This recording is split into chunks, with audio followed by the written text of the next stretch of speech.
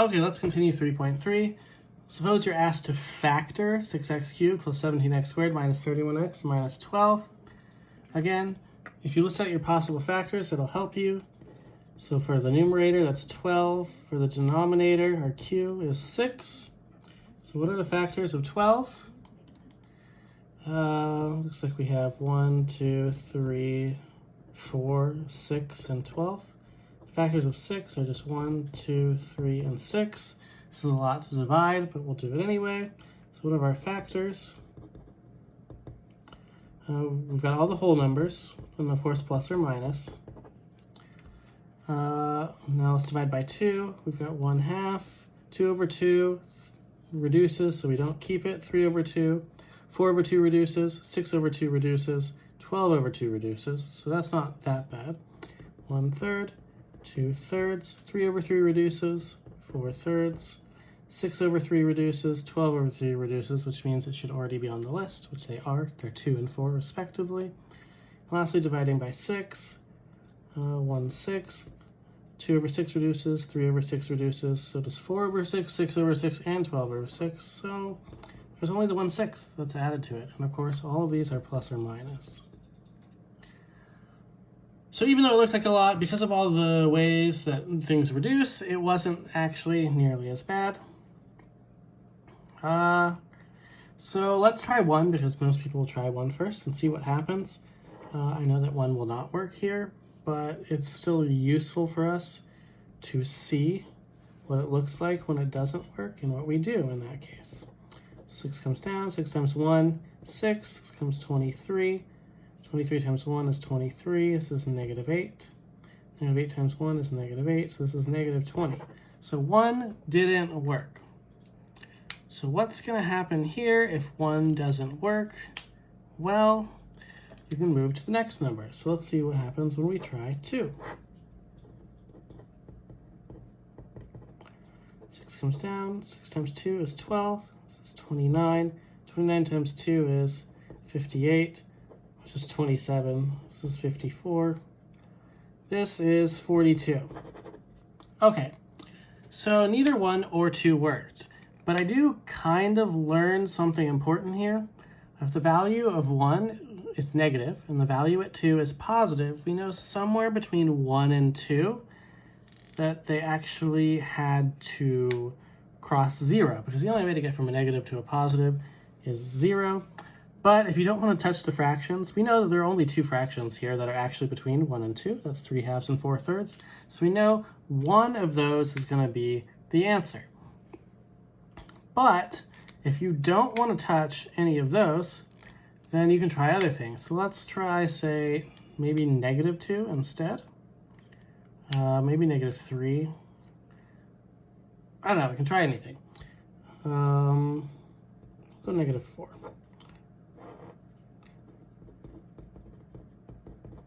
6 comes down, 6 times -4 is -24. This adds to -7. -7 times -4 is +28. These add to -3. 12, 0. Okay, so this one works.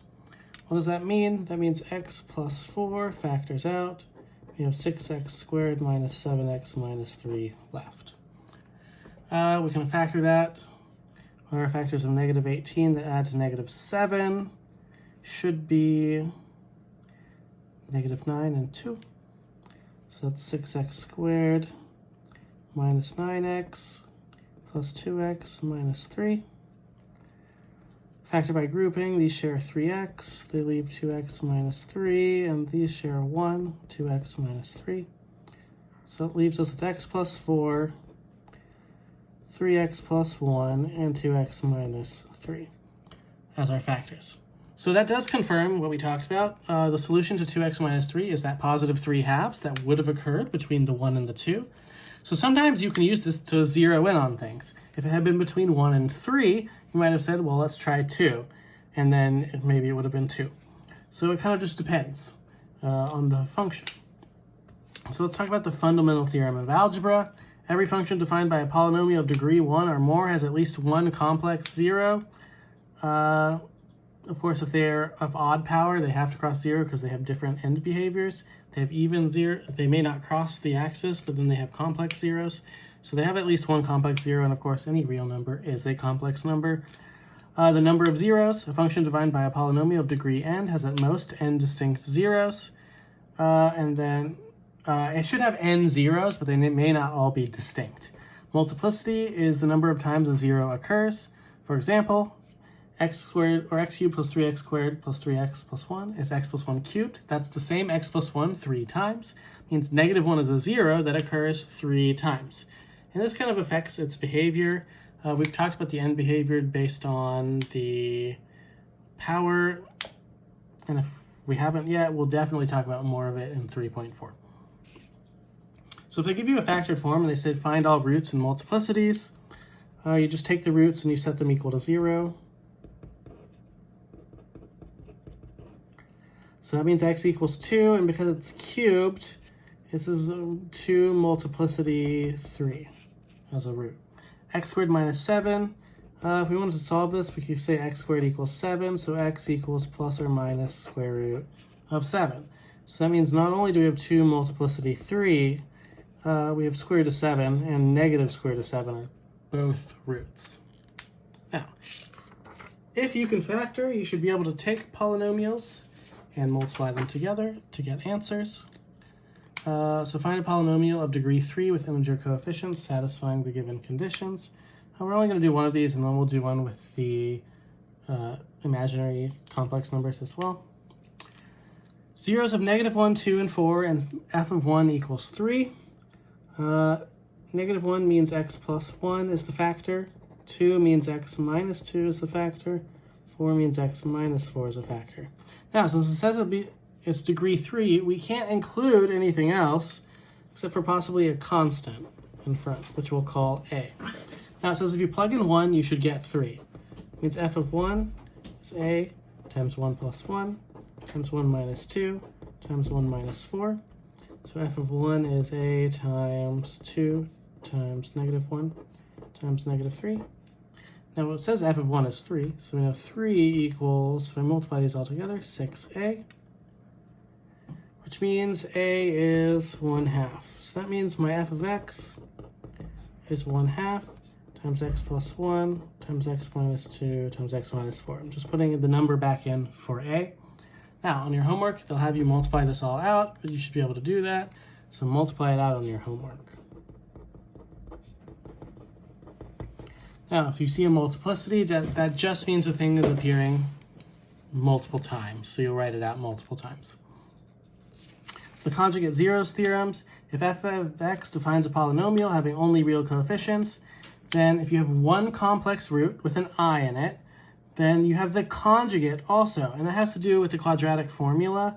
Remember that it's negative b plus or minus the square root of b squared minus 4ac all over 2a, or at least you can think of it in the way that it comes with the quadratic formula. Remember that the only thing that creates an I is if there's a negative under the square root, and that comes after a plus or minus, so anytime the one with a plus is a root, the one with a minus also has to be a root.